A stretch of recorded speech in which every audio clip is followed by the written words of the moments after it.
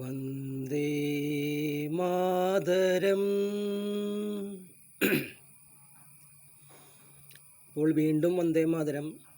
കുറച്ച് ചരിത്രം, കുറച്ച് കണക്ക്, കുറച്ച് ധർമ്മബോധം, കുറച്ച് കാര്യങ്ങൾ. വളരെ ബുദ്ധിമാന്മാരായിട്ടിരിക്കേണ്ട ബ്രാഹ്മണ ജനതയെയാണ് ഇപ്പോൾ ആവശ്യം. ബ്രാഹ്മണ ജനതയെയും ദളിത് ജനങ്ങളെയാണ് ആവശ്യം. ദളിത് ജനതകളെന്ന് പറഞ്ഞാൽ അവരൊരു പരിധിവരെ എവിടെയോ അംബേദ്കറിസ്റ്റുകളുണ്ടായിരുന്നു സോഷ്യൽ മീഡിയയിൽ കുറച്ച് നാളെങ്കിലും. പക്ഷെ അംബേദ്കറിസ്റ്റുകളുടെ ഒരു വലിയ വിഭാഗം ഈ പറഞ്ഞ പോലെ അക്കാദമിക് മാർക്സിസ്റ്റിൻ്റെ കൂടെ നിൽക്കാനുണ്ടായത്. പക്ഷെ ഇപ്പോൾ ഈ അടുത്ത് ഈ PKS ഒക്കെ RSSുമായി ബന്ധപ്പെട്ട് പരിപാടികളൊക്കെ പങ്കെടുക്കുന്നുണ്ടെന്ന് തോന്നുന്നു.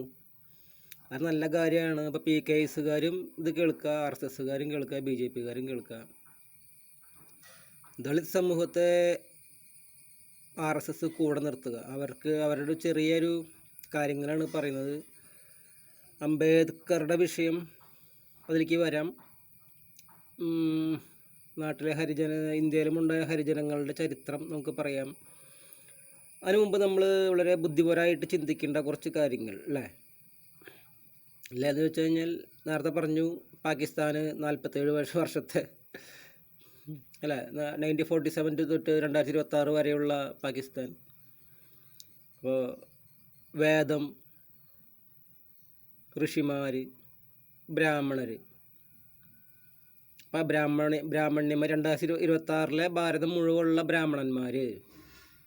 നേരത്തെ പറഞ്ഞതുപോലെ 300-400 കൊല്ലത്തെ അച്ഛൻ, അമ്മ, മുത്തശ്ശൻ, മുത്തശ്ശി, ബഡാ, ഗ്രാൻഡ് ഫാദർ, ഗ്രാൻഡ് മദർ, മുതുമുത്തശ്ശൻ, മുതുമുത്തശ്ശി എന്നുള്ള രീതിയിൽ ചിന്തിക്കാം. പക്ഷേ ഈ ബ്രാഹ്മണ്യം എവിടെ നിൽക്കുന്നു?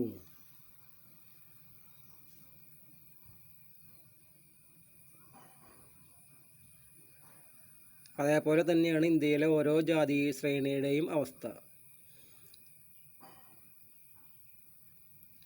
പിന്നെ അംബേദ്കർ വളരെ പ്രതിഭാശാലിയാണ്, മിടുക്കനാണ്. പക്ഷേ അന്നത്തെ അവസ്ഥയിൽ അദ്ദേഹം കുറച്ച് കാര്യങ്ങൾ പൊരുതിന്. പക്ഷെ അദ്ദേഹത്തെ നെഹ്റു, ഗാന്ധിജി ടീമുകൾ ഒതുക്കുകയാണ് ഉണ്ടായത്. ഈ സുഭാഷ് ചന്ദ്രബോസ് പക്ഷേ നമ്മുടെ വീര സവർക്കർ രാഷ്ട്രീയത്തിലേക്ക് അങ്ങനെ ഇറങ്ങിയിട്ടില്ല. അദ്ദേഹത്തിൻ്റെ മേഖല വേറെയായിരുന്നു. പക്ഷെ നമ്മുടെ വീര സവർക്കർ അല്ലാതെ സുഭാഷ് ചന്ദ്രബോസ്, അംബേദ്കർ, വല്ലഭായ് പട്ടേൽ, ഇവരെ മൂന്നാളെയും ഒതുക്കിയ ലോബിയാണ് ഈ കോൺഗ്രസ് ലോബി എന്ന് പറയുന്ന സംഭവം. വല്ലഭായ് പട്ടേൽ ആവേണ്ടതായിരുന്നു നമ്മുടെ പ്രഥമ പ്രധാനമന്ത്രി. അദ്ദേഹം ഒരു കരുത്തുറ്റ നേതാവ് തന്നെയായിരുന്നു. പിന്നെ അപ്പോൾ ബ്രാഹ്മണർക്ക് അതിൻ്റെ ഒരു ചരിത്രം മനസ്സിലാകുന്നുണ്ട്. ബ്രാഹ്മണ്യത്തിൻ്റെ ചരിത്രം, ഭാരതത്തിൻ്റെ ചരിത്രം.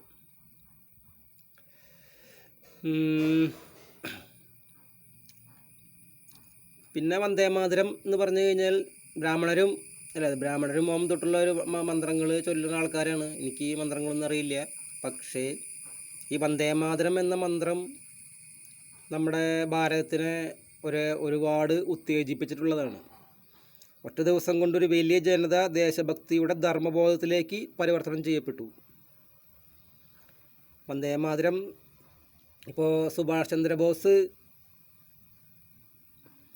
ചന്ദ്രബോസിന് തന്നെ ഈ ദേശഭക്തി പകർന്നു കൊടുത്ത വ്യക്തിയായിരുന്നു വീര സവർക്കർ. അദ്ദേഹത്തിൻ്റെ 1957 പോലെ ഒരു കണ്ടുപിടുത്തം ഈ സാഹിത്യശാസ്ത്ര ലോകം, അങ്ങനെ പറയണം, സാഹിത്യം അല്ലെങ്കിൽ അക്ഷരങ്ങളൊരു ശാസ്ത്രമാണെങ്കിൽ ലോകത്ത് അതേപോലെ ഒരു കണ്ടുപിടുത്തം നടത്തിയിട്ടില്ല.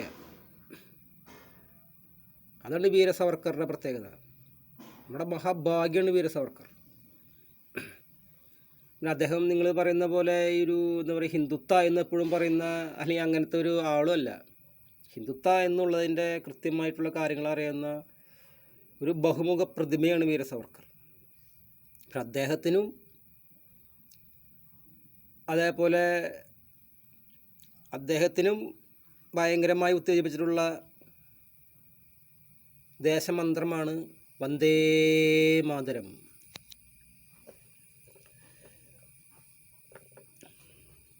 ഈ വന്ദേമാതരം സുഭാഷ് ചന്ദ്രബോസ് അദ്ദേഹത്തിൻ്റെ നാഷണൽ ആർമി രൂപീകരിക്കപ്പെടുന്ന സമയത്ത് ഈ വന്ദേമാതരം അത്യുജ്വലമായി അവിടെ ചൊല്ലിയിട്ടുണ്ട്. വന്ദേമാതരം. പിന്നെ നേരത്തെ പറഞ്ഞു സവർക്കർ ജർമ്മനിയിൽ മേഡം ക്യാമയുമൊത്ത് ഭഗവത് പതാക ഉയർത്തി. ഇപ്പോൾ വന്ദേമാതരം അത്രയ്ക്കും ഗ്രേറ്റ് ആയിരുന്നു നമ്മുടെ വന്ദേമാതരം. ജനഗണമനയൊക്കെ ഒരു തട്ടിക്കൂട്ട് ഗാനായിട്ടാണ് ഇപ്പം എനിക്കിപ്പോൾ തോന്നുന്നത്.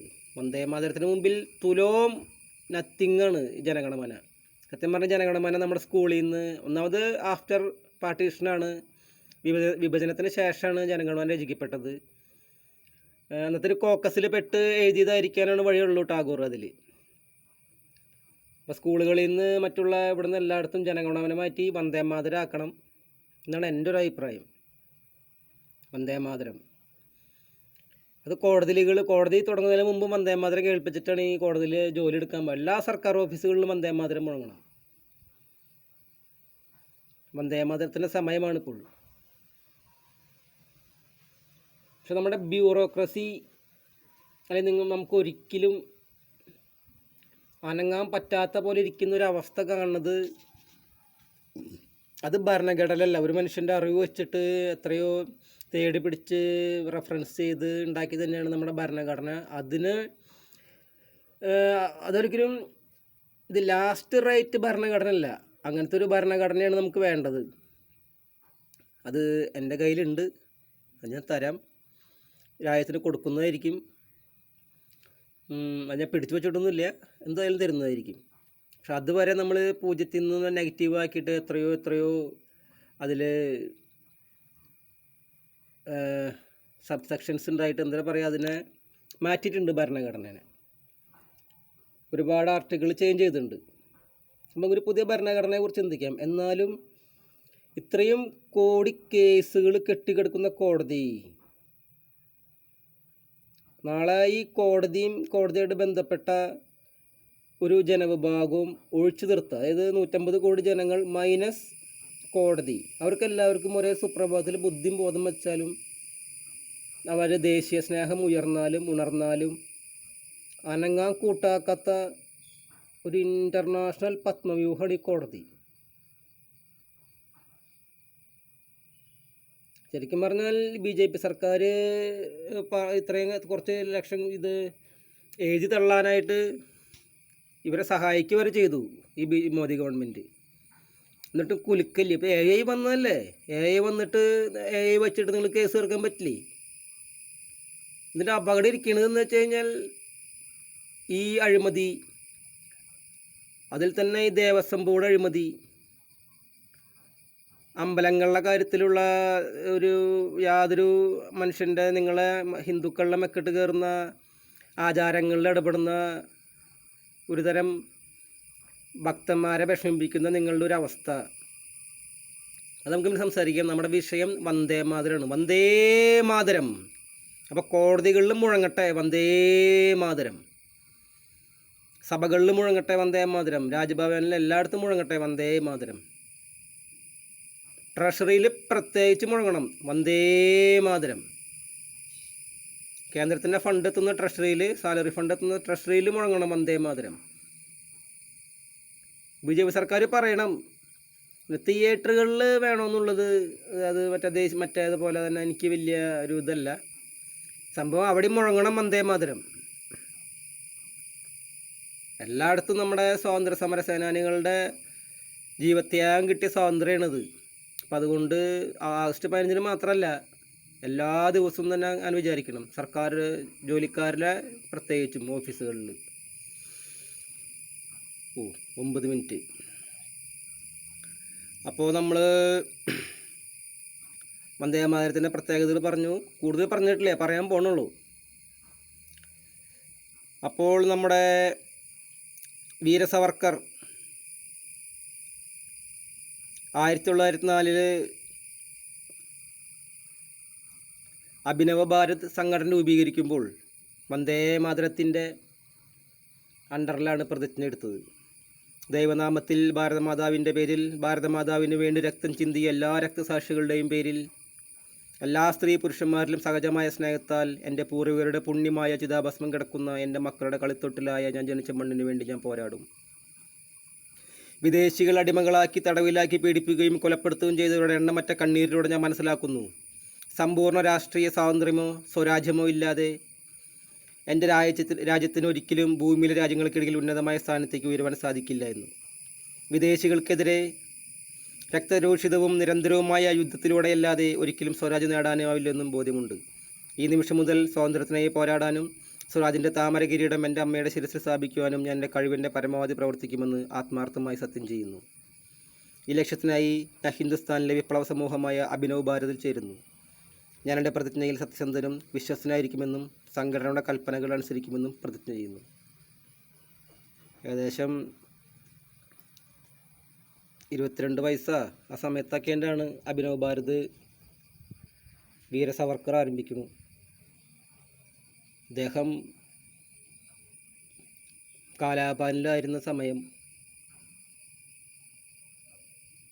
അദ്ദേഹത്തിൻ്റെ ജീവിതം സുഭാഷ് ചന്ദ്രബോസിൽ പോലും ദേശസ്നേഹം ആളിക്കത്തിച്ച മഹാപ്രതിഭ വീർ സവർക്കർ, മഹാവീർ സവർക്കർ. വന്ദേ മാതരം. വന്ദേ മാതരത്തിൻ്റെ കുറിച്ച് കൂടുതൽ അടുത്ത സെഷനായിട്ട് പറയാം. നന്ദി, നമസ്കാരം. വന്ദേ മാതരം.